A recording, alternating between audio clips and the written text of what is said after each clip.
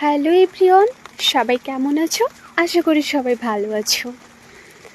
আমি তোমাদেরকে আজকে একটা জিনিস দেখাবো।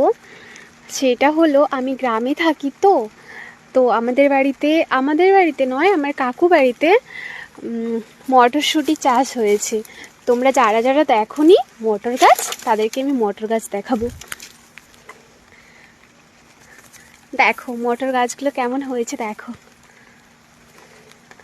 এগুলো মটর গাছ, আমরা যে ঘুগনি করে রান্না করে খাই, সেই মটর গাছগুলো দেখো কেমন হয়েছে।